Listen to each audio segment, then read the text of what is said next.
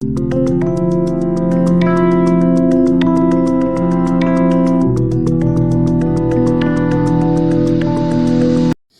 साम्राज्य पढ़ते हैं। ये हमारा लूसेंट जी के काफ़ी महत्वपूर्ण टॉपिक्स है सभी प्रतियोगिता परीक्षाओं के लिए।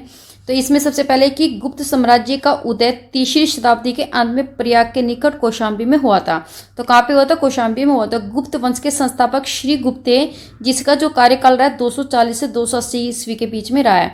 फिर श्री गुप्त का उत्तराधिकारी घटोत्कच था। कौन था? घटोत्कच 280 320 ईसा पूर्व में हुआ है। फिर हम इसमें देखते हैं कि जो गुप्त वंश का प्रथम महान सम्राट रहा चंद्रगुप्त प्रथम, और इसने 320, वेरी इंपॉर्टेंट है इसके बारे में, कि 320 में गद्दी पर बैठा और जो लिच्छवी राजकुमारी कुमार देवी के साथ इसने विवाह किया था। इसने महाराजा धीराज की उपाधि धारण की थी। तो किसने की थी महाराजा धीराज की उपाधि धारण? तो वो की थी हमारे चंद्रगुप्त प्रथम ने, जो गुप्त वंश का प्रथम संस्थापक था। फिर हमारे इसमें था कि जो गुप्त संवत रहा है 319 से 320 के बीच के ईस्वी पूर्व में, और शुरुआत रही चंद्रगुप्त प्रथम ने की थी। चंद्रगुप्त प्रथम का उत्तराधिकारी क्या हुआ था? समुद्रगुप्त रहा है। तो कौन सा? समुद्रगुप्त रहा है। तो श्री गुप्त का था घटोत्कच, और जो इसका चंद्रगुप्त प्रथम का रहा है कौन? समुद्रगुप्त। जो इम्पोर्टेंट है, आप देखा होगा कि जो एक सिक्के पे क्या होता है, उस पे क्या है कि वीणा बजाते हैं, आपने उसकी इनकी फोटो देखा होगा, क्योंकि संगीत प्रिय था ये काफी।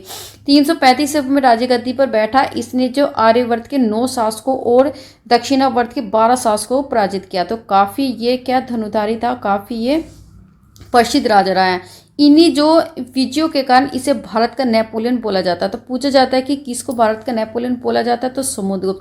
जो ये हमारी जो गुप्त साम्राज्य वेरी वेरी इंपॉर्टेंट टॉपिक है, तो आप इसको जरूर कीजिए। इससे अश्वमेधकर्ता और विक्रमंत और क्या नाम परम भागवत की उपाधि धारण की। तो 3 तरह की इसने की थी उपाधि धारण। इसे हम कवि राज भी कहा जाता है। और जो परम भागवत की जो उपाधि धारण करने वाला प्रथम जो गुप्त शासक रहा वो समुद्रगुप्त ही रहा है। समुद्रगुप्त विष्णु का उपासक था, मतलब विष्णु की वो आराधना करता था, विष्णु भगवान की। समुद्रगुप्त संगीत का प्रेमी था। इसके अनुमान से सिक्कों पर आपने देखा होगा वीणा बजाते हुए दिखाया गया है। तो आप देख सकते हैं कि वो किसकी पिक्चर है, वो थी हमारी इसकी समुद्रगुप्त की। समुद्रगुप्त का दरबारी रहा है कवि हरिसेन, वेरी इंपॉर्टेंट क्वेश्चन है, जिसने लेख की रचना की थी। अब इसने की मतलब इलाहाबाद के प्रशस्ति समुद्र का उत्तराधिकारी चंद्रगुप्त सेकंड रहा है। तो इसका कौन रहा है? प्रशस्ति का मतलब क्या होता है कि जो इसके बारे में अच्छी बढ़ा चढ़कर बातें करते थे, इनकी विजय के बारे में कि राजा ऐसा। प्रशस्ति का मतलब होता है कि जो उनकी बढ़ा चढ़कर उनकी प्रशंसा करता था। तो किसने किया था? चंद्रगुप्त सेकंड ने, जो 380 में राजगद्दी पर बैठा था। फिर चंद्रगुप्त सेकंड के जो शासन काल में चीनी जो बौद्ध यात्री फारियान भारत है। वेरी इंपॉर्टेंट क्वेश्चन है कि जो चीनी फारियान किसकी उसमें शासन काल में था? चंद्रगुप्त सेकंड की। अब यह शकों पर विजय के उपलक्ष्य में चंद्रगुप्त सेकंड ने चांदी के सिक्के चलाए थे, और साब समुद्रगुप्त सेकंड का राजकवि था। कौन था? साब। चंद्रगुप्त सेकंड के समय में पाटलिपुत्र और उज्जैनी विद्याओं के प्रमुख क्या थे? विद्या के प्रमुख केंद्र थे, कि यहाँ पे विद्या दी जाती थी। ठीक है। फिर हमारे अनुश्रुति के अनुसार क्या था कि चंद्रगुप्त सेकंड के दरबार में 9 विद्वानों की एक मंडली निवास करती थी, जिसे नवरत्न कहा जाता था। महाकवि जो कालिदास संवत है इनमें अग्रण्य थे। अग्रण्य में सबसे आगे थे, सबसे प्रसिद्ध थे। कालिदास के अतिरिक्त इनमें धवंतरी थे, कपशनक थे जो फलित ज्योतिषी के विद्वान थे, अमर सिंह थे जो कोशकार थे, शंकु वास्तुकार थे, और वैताल भट्ट थे, और घटकपर थे, और वराह मिहिर थे जो खगोल वैज्ञानिक माने जाते हैं, और वरुरुचि जैसे विद्वान थे।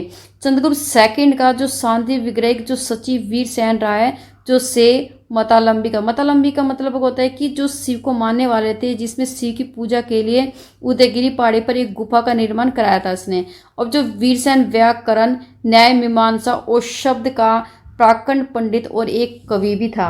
चंद्रगुप्त सेकंड में जो शांति विग्रह सचिव वीरसेन था, ये मैंने करवा दिया। चंद्रगुप्त सेकंड का उत्तराधिकारी कुमारगुप्त फर्स्ट था, और गोविंद गुप्त जो 415 से 454 ईसा पूर्व में रहा है। फिर हमारे नालंदा विश्वविद्यालय की स्थापना कुमारगुप्त ने की थी। वेरी इंपॉर्टेंट क्वेश्चन है कि नालंदा विश्वविद्यालय किसने? कुमारगुप्त ने की थी, जो चंद्रगुप्त सेकंड का उत्तराधिकारी था। कुमारगुप्त फर्स्ट का उत्तराधिकारी स्कंदगुप्त था। इसका कौन था? स्कंदगुप्त था। वह स्कंदगुप्त ने गिरनार पर्वत पर स्थित सुदर्शन झील का पुनरुत्थान किया था, मतलब उसको सुधारा था। फिर इसमें आगे स्कंदगुप्त में पंदत्त का सौराष्ट्र का गवर्नर नियुक्त किया गया था इसको, और जो स्कंदगुप्त के शासनकाल में हुर्णों का आक्रमण शुरू हो गया था। तो पूछा जाता है किसके शासनकाल में हुर्णों का आक्रमण शुरू हो गया था, तो ये होगा स्कंदगुप्त के में। फिर हमारा जो अंतिम गुप्त विष्णुगुप्त, सबसे पहले कौन था हमारा, सबसे पहला था श्रीगुप्त संस्थापक गुप्त वंश का, और अंतिम रहा है विष्णुगुप्त। फिर हमारे कि गुप्त साम्राज्य में सबसे बड़ी जो प्रादेशिक इकाई देश थी, और शासक को क्या बोला जाता, गौना कहा जाता था। दूसरी प्रादेशिक इकाई भूतरी थी, और जिसे शासक का उपरी कहलाते थे। अब जो भूतरी था, भूतरी नीचे के विषय में नामक प्रशासनिक इकाई होती, सबसे छोटी इकाई होती थी, और जिसमें प्रमुख जो विषयपति कहलाते थे वे।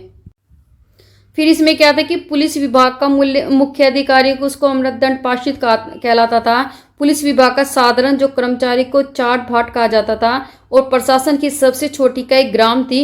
ग्राम का जो प्रशासन ग्राम सभा द्वारा संचालित किया जाता था, मतलब जो भी गांव का जो प्रशासन संबंधित कार्य था वो ग्राम सभा का मुख्य को ग्रामिक बोला जाता था, और अन्य सदस्य महत्र कहलाते थे। ग्राम समूह की छोटी इकाई को पैट कहा जाता था। गुप्त जो शासक कुमार गुप्त के दामोदरपुर और त्रामपत्र में जो भूमि संबंधी अधिकारी के क्रियाकलापों का उल्लेख है, और भाग जो भूराजस्व कुल उत्पादन का 1/4 से लेकर 1/6 भाग हुआ करता था। आर्थिक जो उपयोगिता के आधार पर निम्न प्रकार की भूमि थी। एक तो थी हमारी क्या नाम, क्षेत्र वाली भूमि, इसको बोलते हैं कृषि करने योग्य भूमि।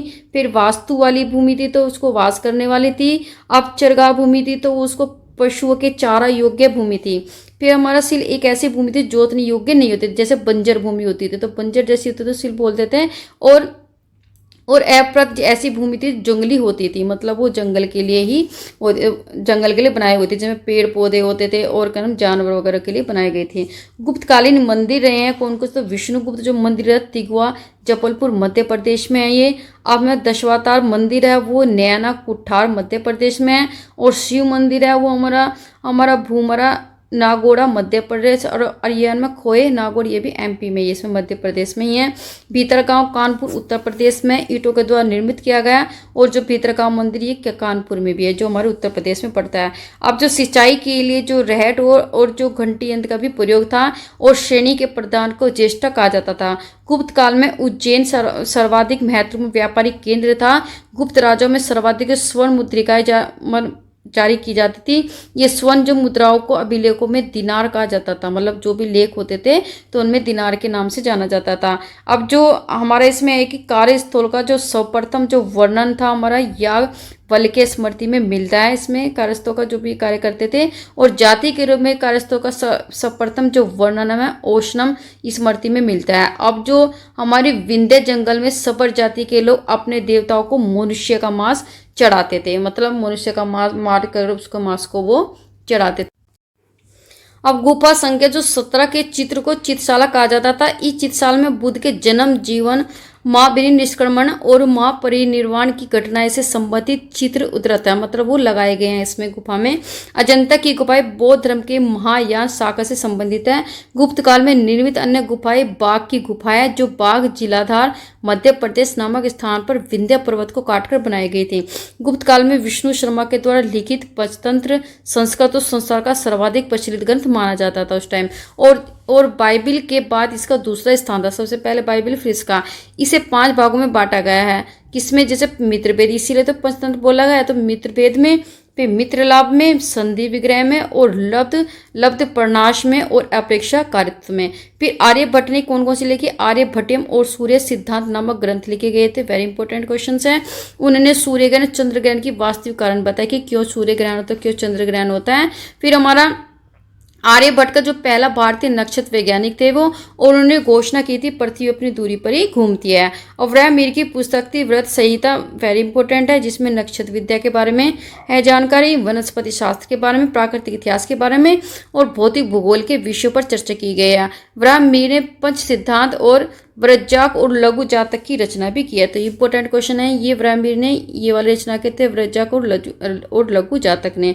अब जो हमारे ब्रह्मगुप्त ने इस युग में महान नक्षत्र वैज्ञानिक और गणितज्ञ रहे हैं। यह घोषणा करके न्यूटन के सिद्धांत की पूर्व कल्पना की गई। प्रकृति एक नियम के अनुसार सभी वस्तुओं पृथ्वी पर जो भी गिरते हैं उनका स्वभाव होता है कि जो पृथ्वी का उस सभी वस्तुओं को अपनी आकर्षित होता है, क्योंकि उसमें क्या है, गुरुत्वाकर्षण। आप कुछ भी एक बॉल फेंके देखेंगे तो वो भी एकदम नीचे आ जाएगी।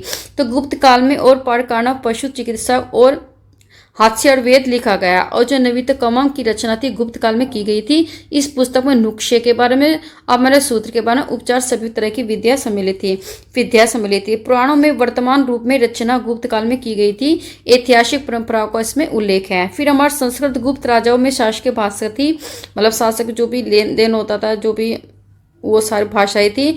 और गुप्त काल में चांदी के सिक्कों का रुपया कहा जाता, मतलब चांदी के सिक्कों को रुपया कहा जाता है। आज हम कहते हैं रुपये बोलते, इसमें रुपया का बोला जाता था।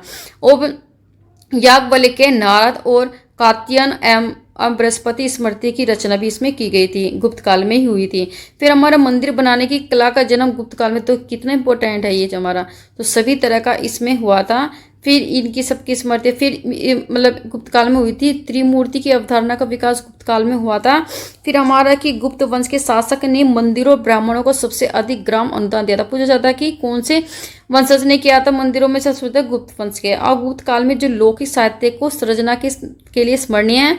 और भारत के 13 नाटक इसी काल में है। और सूत्रक का लिखा गया नाटक आपका मर्चकटिकम, तो क्या था मर्चकटिकम, वेरी इंपॉर्टेंट है। एंड द माटी का खिलौना गाड़ी, जिसने निर्धन ब्राह्मण के साथ वैश्या का प्रेम वर्णित है इसमें। फिर हमारे जो प्राचीन नाटकों में सर्वोत्कृष्ट माना जाता है कालिदास की कृति अभिज्ञान शाकुंतलम, वेरी इंपॉर्टेंट क्वेश्चन है। फिर जिसमें किसी का शायद दुष्यंत और शकुंतला प्रेम की कथा है। और जो प्रथम भारतीय रचना थी जिसका अनुवाद किसमें कहते हैं, यूरोपीय भाषा में हुआ था। और ऐसी दूसरी रचना थी भगवत गीता, जो आज हम पढ़ते हैं। कृष्ण जी ने जो ज्ञान दिया था अर्जुन को। और जब सांस्कृतिक जो उपलब्धियों के कारण गुप्त काल को भारतीय इतिहास का स्वर्ण युग भी कहा जाता है। अब इसमें नोट है नगरों को क्रमिक पतन गुप्त काल की महत्वपूर्ण रचनाएं थी, मतलब जो भी नगरों का धीरे धीरे पतन हुआ है तो सारे गुप्त काल की इसकी सबसे बड़ी विशेषता थी। तो ये जो काफ़ी इंपॉर्टेंट है, जो आपके पॉइंट ऑफ व्यू से काफ़ी, यदि आपको एक बार वीडियो देखने समझ में नहीं आया तो दूसरी बार करेंगे तो आपको बिल्कुल ही याद हो जाएगा। तो ये लूसेंट जी के चल रही है। और चैनल यदि आपको अच्छी लगे चैनल को सब्सक्राइब जरूर कीजिए। इसके साथ साथ एनसीईआरटी में ज्योग्राफी और साइंस भी मैंने कराई है, तो उसकी वीडियोज़ आप देख सकते हैं। Thank you for watching.